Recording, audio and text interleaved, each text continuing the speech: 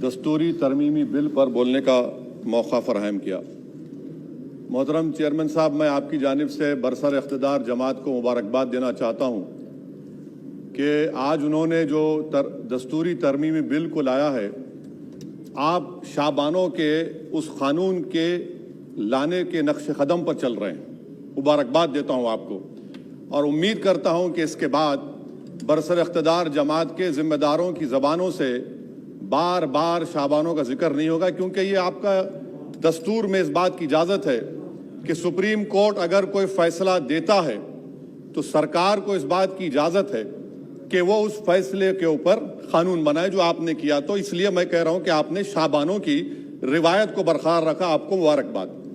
दूसरी बात यह है जनाब चेयरमैन साहब के बड़ी बड़ी बातें हुई कि ओबीसीज के लिए सरकार है। मैं इसको डिस्पेल करता हूं, एक्सपोज करता हूं। ये सरकार ओबीसीज के लिए नहीं है। क्यों नहीं है? National commission of scheduled caste, national commission of scheduled tribe जो है 338B में उनको जो इख्तियार दिया गया है वो प्लान एंड पार्टिसिपेट करने का। आप ओबीसी में एनसीबीसी करने के खाली एडवाइस करना, यहां पर प्लान और पार्टिसिपेट है ही नहीं।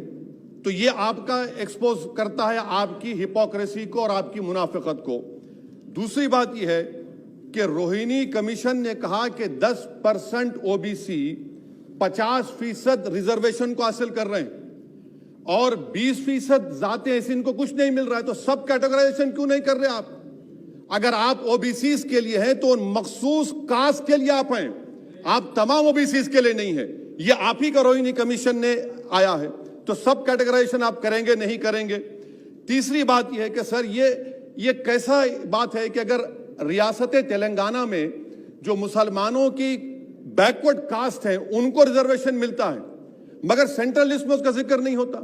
तो एक ऐसा कानूनी मैकेनिज्म बनाने की जरूरत है कि अगर किसी स्टेट और रियासत में वो ये तय करती है कि ये हमारे स्टेट की ओबीसी है तो सेंट्रल लिस्ट में उसका रिफ्लेक्ट होना चाहिए। मिसाल के तौर पर बिहार में सुरजापुरी जात का जिक्र ही नहीं है सेंट्रल लिस्ट में, तो इसका हुकूमत करेगी नहीं करेगी। चौथी बात यह है कि आप क्यों डर रहे हैं?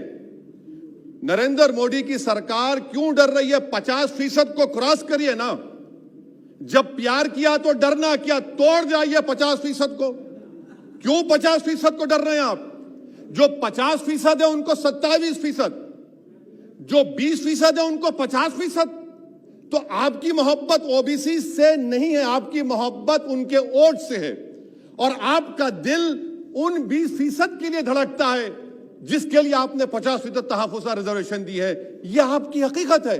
पांचवी बात यह है स्पीकर साहब कि हम हुकूमत से मुतालबा कर रहे हैं कि प्रोएक्टिवली नरेंद्र मोदी की सरकार 50% सीलिंग को तोड़िए, निकलिए। आप क्यों नहीं करना चाहते? करने की जरूरत है। डेटा है, एम्पिरिकल एविडेंस है बैकवर्डनेस का। वो 50%, 27% कैसा दे रही है? गलत है। छठी बात यह है कि सर ये एक सुनहरा मौका है कि आप इस तरह का कानून बनाइए, 50% लिमिट को क्रॉस करिए और ओबीसी समाज से सही मानों में इंसाफ करिए। सर एक और बात, आज ही के दिन 1950 10 अगस्त को प्रेसिडेंशियल ऑर्डर हमने निकाला था। बड़ा तारीखी दिन था जिसमें हमने शेड्यूल कास्ट को रिजर्वेशन दिया। मेरा हुकूमत से मुतालबा है, मैंने कांग्रेस की हुकूमत थी वहां बैठता था मैं, आज यहां बैठकर भी तीसरी मर्तबा कह रहा हूं कि 1950 का प्रेसिडेंशियल ऑर्डर रिलीजन के बुनियाद पर बनाया गया जो राइट टू इक्वालिटी के खिलाफ है, जो राइट टू इक्वालिटी के खिलाफ है। एक सुनहरा मौका आपके पास आया है कि उसको रिलीजन न्यूट्रल करिए। जब शेड्यूल कास्ट में हिंदू, बौद्ध और सिख आ सकते हैं तो दलित मुसलमान, दलित क्रिश्चियन क्यों नहीं आ सकते? सच्चर कमेटी गवर्नमेंट की कमेटी, उसमें जिक्र लिखा है। आप वो नहीं करना चाहते, आप नहीं करेंगे तो देख रहे उत्तर प्रदेश का अंसारी देख रहा है, उत्तर महाराष्ट्र के वो पसमानदा मुसलमान देख रहे हैं कि क्या तमाशा आप लोग करते हैं। यहां वहां चले जाते हैं, वहां के यहां आते हैं और हम लोग बीच में फंसे हुए रहते हैं। सर छठी बात यह है, सातवीं बात यह है कि मैं हुकूमत से इस बात का मुतालबा कर रहा हूं कि 1950 प्रेसिडेंशियल ऑर्डर को रिलीजन न्यूट्रल किया जाए। अच्छा, ओबीसी की आपकी सरकार है, 89 सेक्रेटरीज हैं, कितनी ओबीसी है बताइए? 89 सेक्रेटरीज में 2 अगस्त 5 अगस्त 2009 को एक भी ओबीसी सेक्रेटरी नहीं था, एक शेड्यूल कास्ट और 3 एसटी थे। मुबारक हो आपको, आपकी मोहब्बत ये है, डेटा कह रहा है, मैं नहीं कह रहा हूं, आप मुझे झूठ साबित कर दीजिए।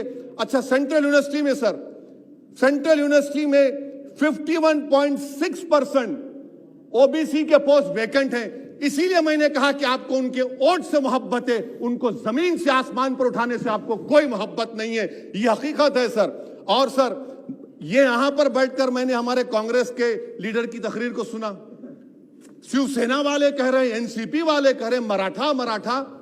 भाई साहब, महमूदुर रहमान कमेटी की रिपोर्ट ने कहा था महाराष्ट्र में कि मुसलमान सोशली एजुकेशनल बैकवर्ड है, जो बॉम्बे की हाईकोर्ट ने उसको अपहेल्ड किया, और आप सिर्फ मराठाओं की बात करते हैं, मुसलमानों की बात क्यों नहीं करेंगे?